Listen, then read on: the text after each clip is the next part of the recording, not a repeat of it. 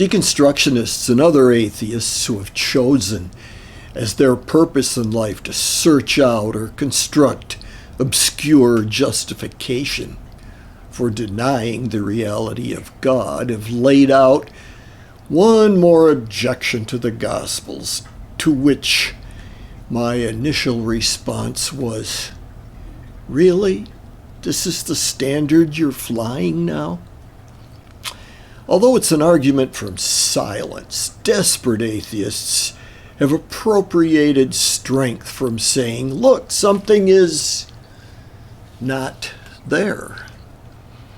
And what is that something? Authors of the gospel have not signed their work, nor have they identified themselves otherwise as the authors. How can we believe something when we don't know who wrote it? Are they eyewitnesses?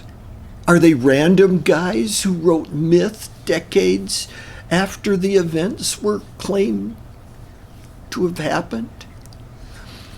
I will insert that conversely we have Paul's letters, and it's commonly accepted that in one of his letters, in 1 Corinthians 15, verses 3 and 4, Paul repeats an early church creed. That is, a series of statements repeated as accepted fact by the early church, repeated probably by some people who even had been witnesses to those events they were declaring.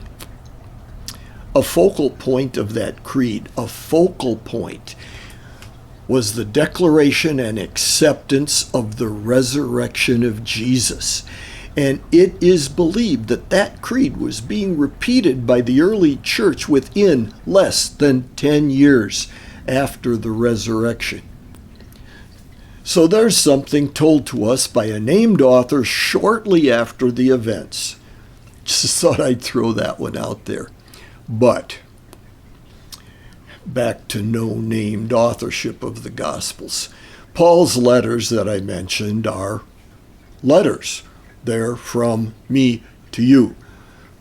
They were accepted and circulated among the churches because of their detail and teaching value in, okay, we believe in Jesus. Now, what does that mean for our day-to-day practical lives? But the Gospels were not letters. They're more like textbooks. They're not primarily about the authors, but they're records of events as seen by eyewitnesses. And having 4 of them, we see the same events from 4 different perspectives. Here I have an old statistics text. Nowhere in the body of the text does the author mention himself. The publishers identify him, but the text is not about him, about Morris Hamburg. Members of the early church were the publishers of the Gospels, copying and distributing, or keeping for themselves, the texts. The authors were not in the body of the text, but the authors are identified by the publishers, the early church. We have the names of the authors because those names were handed down to us by those who knew. Although what I'm saying